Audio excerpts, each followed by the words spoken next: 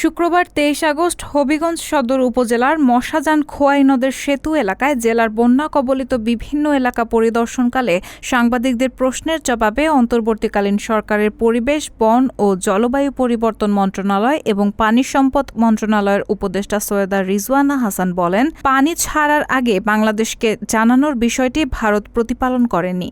সৈয়দা রিজওয়ানা হাসান বলেন, উজানের দেশে যদি অস্বাভাবিক বৃষ্টি হয় এবং পানি ছেড়ে দেওয়ার প্রয়োজন হয় তাহলে ভাটির দেশকে আগে থেকেই জানানোর প্রয়োজন হয়, যাতে ভাটির দেশের লোকজন নিজেদের প্রস্তুত করতে পারেন এবং লোকজনকে সরানো যায়। কিন্তু এবার এই জানানোর বিষয়টি ভারত প্রতিপালন করেনি। ভারতের সঙ্গে আমাদের চুক্তিতেও এমনটি বলা হয়েছে।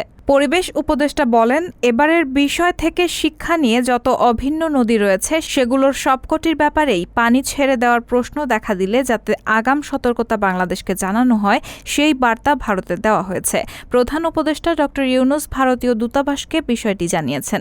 ভবিষ্যতে যাতে এমন অবস্থা না হয় এজন্য পররাষ্ট্র মন্ত্রণালয় কাজ করছে। সৈয়দা রিজওয়ানা হাসান আরও বলেন, প্রাকৃতিক সমস্যা আসবেই, কিন্তু এটি না জানানোর কারণে যাতে মনুষ্য সৃষ্ট সমস্যা না হয় তা নিশ্চিত করতে হবে।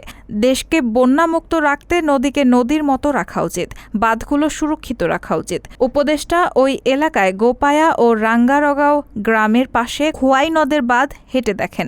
এ সময় শত শত মানুষ তাকে বালু ও মাটি উত্তোলনের কারণে বাঁধ ক্ষতিগ্রস্ত হওয়ার বিষয়টি অবগত করেন।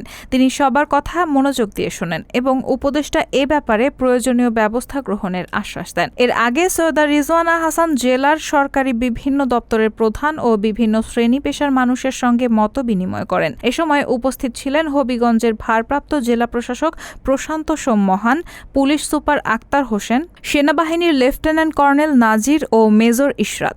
সৈয়দা রিজওয়ানা হাসান তার পৈতৃক গ্রাম চুনারুঘাট উপজেলার সদর ইউনিয়নের নরপতি হাবিলিতে উপস্থিত হয়ে বাবা সাবেক মন্ত্রী সৈয়দ মহিবুল হাসানের কবর জিয়ারত করেন। পরবর্তী সময়ে মুরারবন্দ সিপাহসালার সৈয়দ নাসির উদ্দিনের মাজার জিয়ারত করেন তিনি। রায়হানা মুন, সবার কথা।